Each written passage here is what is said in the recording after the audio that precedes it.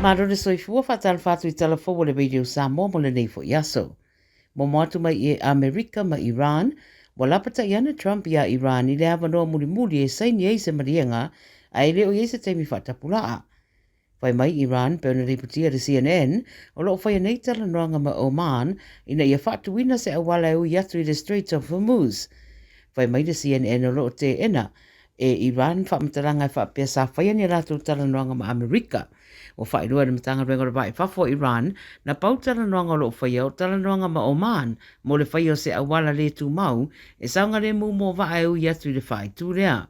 Na riputia fo I le asona nafi le o spa ia o se va ai ngata I whale o Oman ma wa riputia I fo I pea ma le ono isi va wa tasui ala va e ui ane ai ia alofi ai poloka le Houthi rebels I le Red Sea. Ma whairoi tustu singa ra CNN e leo le teimi mua muare nei, wa whai ai wha mata umalapata I ngā Trump ai le tau nu. I New Zealand wa pasia nei rau whaitu la fono, e le au whaitu la fono a New Zealand, se piri a vea aire ngangana ingilisi o se tasio ngangana alua ia le tunu. O rea ngā yoinga na upuia e nisi, o na ole ingilisi o lo wha o ngā tere le Pasifika, a mai se fo I wha msinonga ma le Parliamene. O le piri la ua wha ingoa the English Language Bill, o lo ta uai o le wha popo atu le ingilisi, o se ngangana loa ia wha popo atu I le wha maoli, ma le ngangana whaitanga po le sign language, e le wha peo le a mana o miai nisi tu la fono fou. Ma sa, ina ia wha ua wai o na wha o ngā ina I mata upu wha le tu la fono, ma te tonu o le whai ngā malo po o wha maumaunga. E se dia le iwa suri ma pasene, o le whaitau au whai o New Zealand, e tau te tala I le ingilisi, e peo na wha mawina le rua awherua toru I wha maumaunga le malo. O le piri na tau la mwai le New Zealand First, ma ua pase neiro na whaitaunga na tolu I le mauto sui.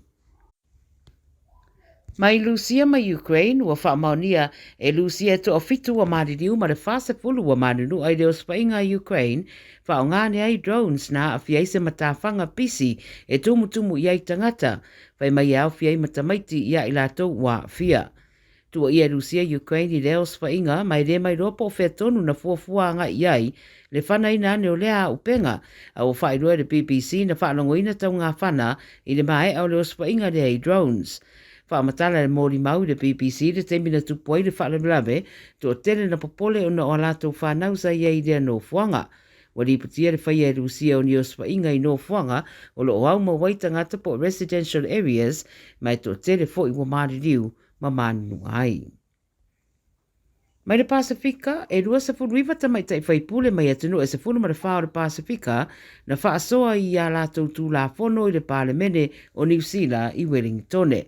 Sa iai la tau ia le lau mua le atunu mo se porkala me tolu aso na whaia e whaatatau I taitainga po le leadership, pa lau te leina, po le whaasoa o whina ngalo, ma le autu o le una I o tamai taina I ngāre lua I ngāre ngā whaataitai I le pāre mene mwhai ngā malo I atunu ese o le Pasifika. Na talano I nai pāpui pui e māsani o na whea ngai ma tamai tai I ia avanoa, ma whaia I fo I saunoa ngā sui tamai tai mai atu motu, whaeroa ai nisi o vaenga o lo whai malu I tau I ala tau ngā ruenga, e mai se lava I le whai titi o leo whai o le tu pautina po o tamai tai, e le ngata I le Parliamene a o upu whai fo I o le malo. Ma le tala mulimuli, o le South Pacific Tuna Treaty, le fo I whai ngō le US Tuna Treaty, e tū mau peo na aveo se whainga whapaanga tā ua e peo na sauno iai, le Pacific Island Forum Fisheries Agency, po le FFA. O le matawha ioi le au onanga le au le pule ina ma le whaatuntun wina, o le whango taina o le tuna I te tono le sone e lua se lau maila, mai atunu e se fulufituro a waila lo lea marienga. Pai mai le whaatunu au au le FFA o Noah and David Packop, o le marienga le nei ua whaatanga i o na maua e atu moto le Pasifika, pe soso ani tau tupe, le au ngā tere pe awhai e whao ngā tatau I ngā yoinga tau whai ngā whaiwai atu motu. Pai rua le Radio New Zealand e ona se furu miliona a Amerika le fua I le malo o Amerika mo le whaua wina o lea tau mawhainga mo le whainga whaapaanga I le vau a Amerika ma atu moto le Pasifika. O se tasi le neo maria ngau pito umi le tūtau whainga whaiva ma o se awa no le rei o whaamarusia ai le ngā le rue whaatasi o le malo tele ma atu nuu o le Pasifika. O tala ia le video sa mo lau whaafonga mai le nei fo iaso peiroa I fo I mo seisi whaapoponga e manuia whaiva o whenga iai Maru tātou tunu.